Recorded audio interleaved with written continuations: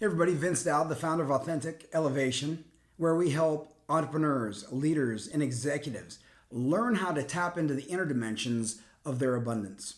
And abundance here, we're not just talking about money, we're talking about health and well-being, the way we think, our relationships with businesses, with friends, with family, with our kids, and also money, financial abundance. Now, all this is really about elevating our thoughts and our emotions and also living our life authentically. So I'm going to be sharing with you every week a content video that will hopefully inspire you, educate you, and motivate you to live your authentic life, to actually make changes that make a difference. And today I wanted to start this. If you are on my newsletter, you'll be getting one of these every week. And if you're not on my newsletter, make sure you go join the newsletter at AuthenticElevation.com. And also, if you like the video, make sure you give me a big like and hit the subscribe button and the bell so you know when a new video comes up. So what we're going to talk about today is actually relationships. And it's really interesting how relationships really define everything in our life. Everything you have in your life is a relationship, whether it's money, food, sex, your kids, your spouse, your career. It's all the relationship of the internal us with the external ideas of what we're looking for. Now, I'm going to talk briefly here about a romantic relationship. However, this will cross over into business relationships because these principles are the same. In my journey of learning how to date, I learned the way most people learn, which is through osmosis of modeling. Most people learn how to date by watching their family. They learn how to have relationships by watching their family. So if I look at my mom, who's back there, you can see her, and my mom and my dad, the modeling they did in their relationship was very dysfunctional. So as the little boy growing up watching the relationship, I learned habits and models and ways of being and not being, when to be heard, when not to be heard, based on what I saw and felt at the time. And obviously, these are programs that come into us, and yet they may not be the most conducive for our long-term happiness or great relationships. And so a lot of other people might learn from friends, family, churches, or even the movies. A lot of people in the movies demonstrate the way to be when you show up as a male or a female with your energy and how you are attracted to somebody and how you operate on that attraction. And so by following these processes, which I thought were just instilled and natural, I found a lot of misery. And then I researched it and I found that most people have miserable relationships. In fact, the majority of people are actually in horrible relationships. They don't communicate, they don't understand each other. What really happens is you got two fragmented individuals searching for wholeness by seeking out other fragmented individuals. Now, in doing this, I myself was in a state of misery trying to find somebody to complete me. And it was on this journey after many breakups that I met somebody that I was very attracted to, and they broke up with me. And in that breakup, I had such pain and devastation, and I had never had that before. I think my chemicals were still very high on the attraction and chemistry. I was drunk in love, and as you know, men fall in love in 3 seconds if the person's good looking. Women take longer. Women have to get the feeling of whether or not I like you, I feel good about you, but men are pretty quick. And so it left me devastated, and I didn't know what to do. I just had this pain I wanted to get rid of. And so I went and I typed into Google how to get my ex back. And in doing so, I found a lot of people that teach you how to get your ex back.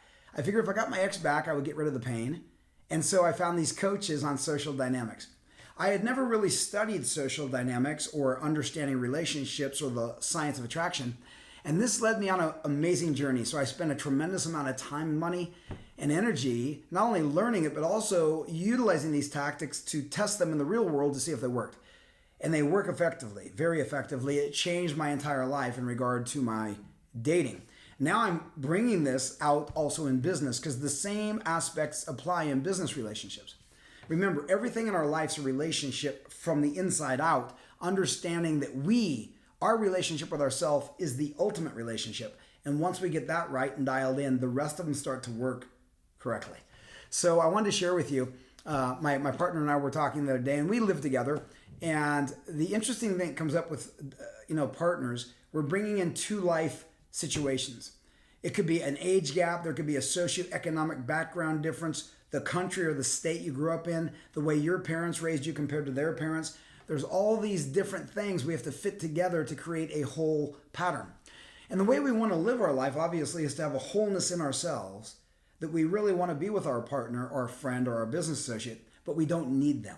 We don't need them. If we need them, we become needy and clingy, and that is a weakness. So we want to build this life where we have this amazing life. We want to share it with somebody, but we want to share it with somebody that also is building their greatness so they don't need us. And we have these two people coming together that are whole and complete, and they operate as a team.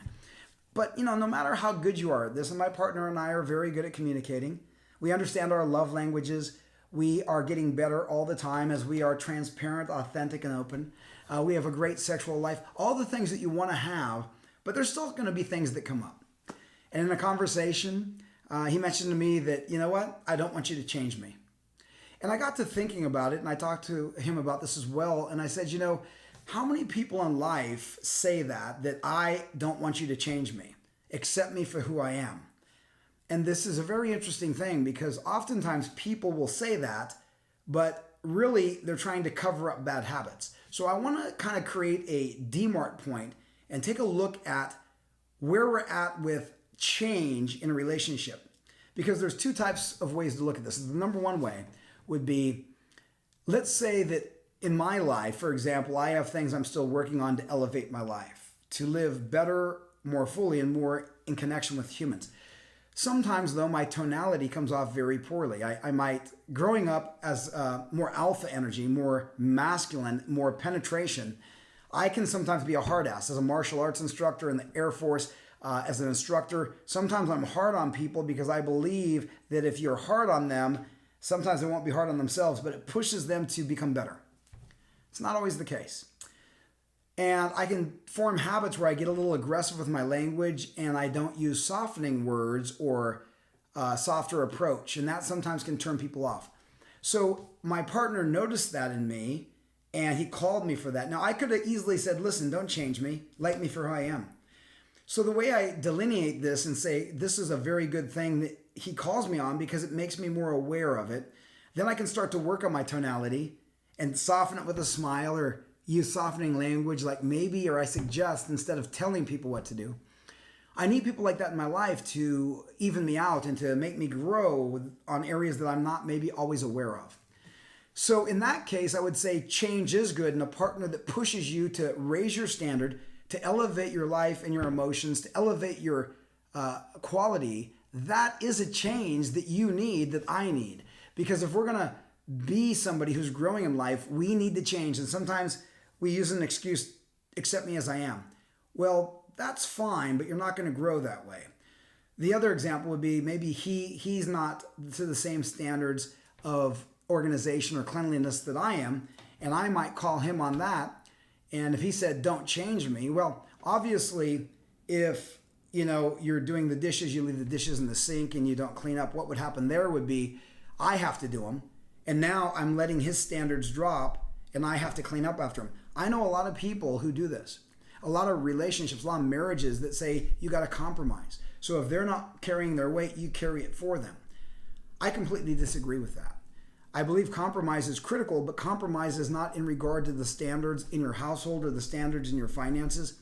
I think the one that has the higher standards should be calling the other person on their shit, because if you don't, they're going to go lower. If you call them on their shit, they're going to go higher, and there's of course a way to do it. And the way to do it is using the shit sandwich, which obviously is using the softening language first, saying, you know what, baby, I love you so much. You're so great. You have so much going for you in these areas. There is one thing, though, that would really help out, and that's if you would, make sure you're being mindful about the kitchen and you put your dishes away and clean up, because if you do that, it creates space for me to do the things I need to do. But if I have to clean up after you, then I don't have the time, and it's not really fair. But the thing is, once you do that, it just makes so much better of a connection for us in the kitchen, and you're already wonderful. This would just add to that value. Something like that's better than me just saying, could you clean up the damn mess? I'm tired of cleaning it up. And so these are things that happen in relationships, and of course, we're all going to grow on this. But the thing is, I won't accept my partner with low standards. Let's say if and this is just hypothetical, but if the low standards were cleanliness. I've dated people before that were not clean at all, and I was like, there's no way I could live with this person because they don't have standards of cleanliness. That shows up as a pattern in other areas of their lives. I've dated some people who are not taking care of their health or not in a spiritual practice where they spend their life always doing things that are negative to the body. That's not going to be a standard. I can accept them for who they are. I just don't want to be with them. So when I say, or somebody says, accept me for I am, hopefully that would be something that's a positive. For example, let's say my partner is very good at music, which he is. He played in the symphony in Montreal. And I say, you know what? I really don't like you playing. I don't think you should be playing music. And by the way, I don't like your friends either. I think you should get new friends. Here's the problem with that. That is who that person is. They're loving music. They have certain friends that resonate with him. If I try to change that, I'm trying to change that to make an environment for me to be happy. And that's not going to be healthy. That's like me saying, I need to be happy. So here's my blueprint. I need you to follow this blueprint. And if you do it right, I'll be happy. If you screw it up, I'm going to be miserable. Follow the blueprint. That's not fair. So what I encourage everybody to do is look at their own lives and ask yourself, with your partner, with your company, with whatever relationship, if somebody says or catalyzes you to change, instead of us taking that as a personal attack, we might want to look at it and say, now, if I make this change, will it better my life as a whole? Will it make me better in society? Will I be more successful? Will I raise my standard and be healthier, wealthier, happier? Or will it degrade me? Is it something only for them to make their lives better, but really doesn't help me to be fully authentic? If that's the case, I wouldn't do it. However, if it is something like my tonality, or like if I share with somebody the way they dress is impacting their sales, or it's impacting their relationship, because right away, if you're dating and you look like a slob, you wipe out a lot of people that would date you.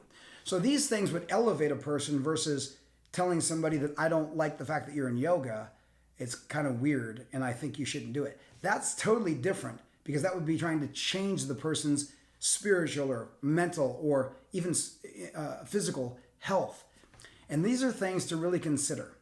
So if it's changing a bad habit for the good, I think that should be a catalyzed change. And we use softening language to help them understand that if they raise that standard, it'll change everything in their life. But if it is a change only for us to make us happy and it has no value for them or the greater environment, then it's a negative and it's selfish. So anyway, let me know what you think about this.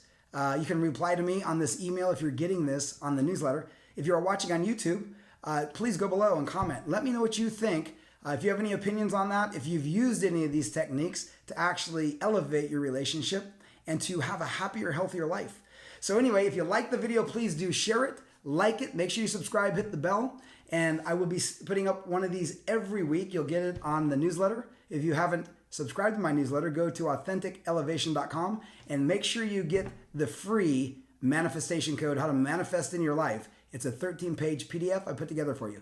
Go to Authentic Elevation and get it now. I look forward to talking to you on the next video.